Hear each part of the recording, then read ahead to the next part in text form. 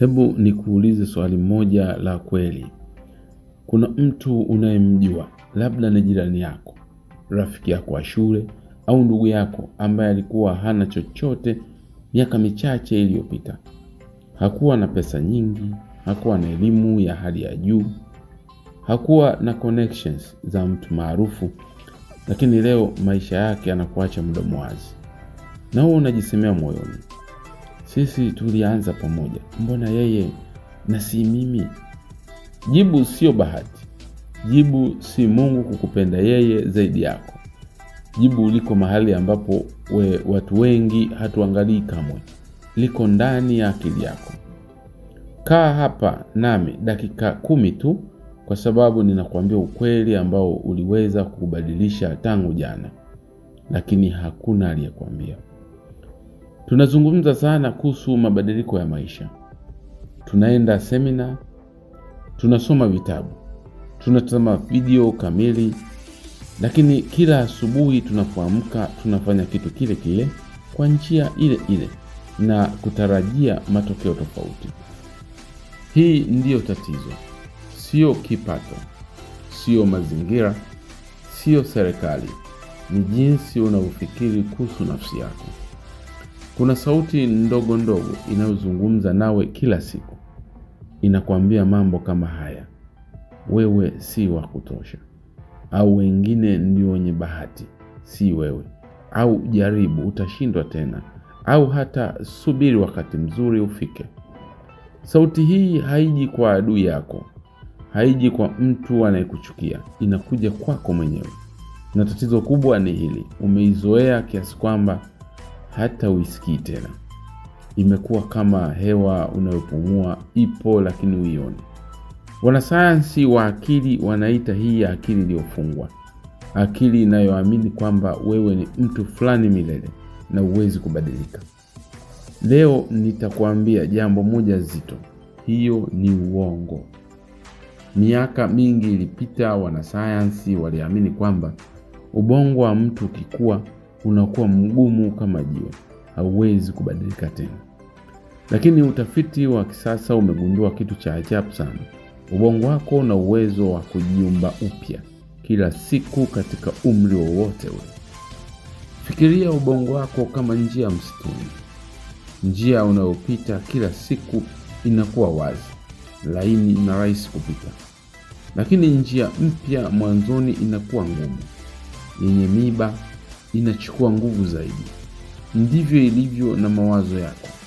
Kila unapofikiria mawazo ya kushindwa, unaimarisha njia ile ile ya ubongo.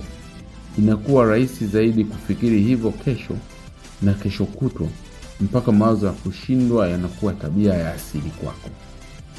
Lakini hapa ndipo habari njema ilipo. Unaweza kuanza kupiga njia mpya, pole pole, kwa makusudio, kwa uvumilivu. Na uwezi kubadilika kwa siku moja, lakini unaweza kuanza leo.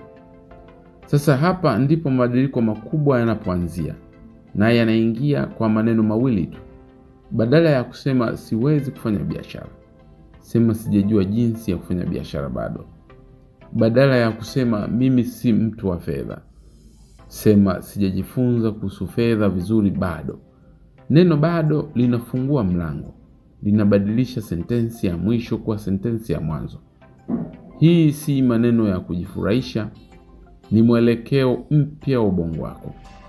Unapobadilisha jinsi unavyozungumza na nafsi yako, unabadilisha njia ambayo ubongo wako unatumia kutatua matatizo.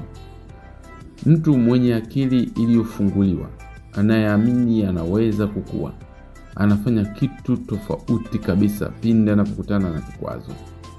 Badala ya kukimbia au kukata tamaa, anauliza ninaweza kujifunza nini hapa? Hii ndio tofauti kati ya watu wanaofanikiwa na wale wasiofanikiwa. Si vipaji, si bahati, ni jinsi wanavyoona vikwazo. Naelewa, maneno mazuri ni rahisi kusikia, lakini mabadiliko ya kweli yanafanikiwa kwa vitendo. Hata kuna mwanzo rahisi. Ufanye hii kesho asubuhi dakika 5 tu. Kwanza, kabla ya kuinuka kitandani, jiulize swali hili: leo mtu ninayetaka kuwa angefanya nini? Kisha fanya hivyo. Pili, usiku kabla ya kulala, andika sentensi moja tu. Kitu kimoja ulichojifunza leo. Si mafanikio makubwa, kitu kimoja tu.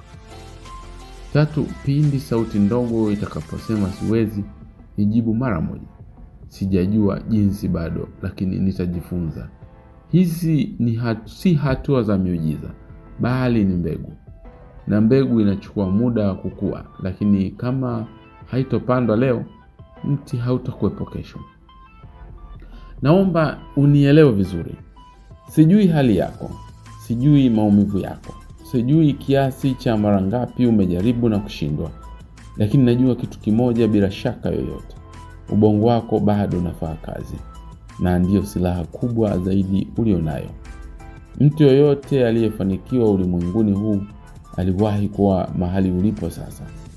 Tofauti yao moja ilikuwa hii tu: hawakuamini hadithi ile ile mbaya kuhusu nafsi zao.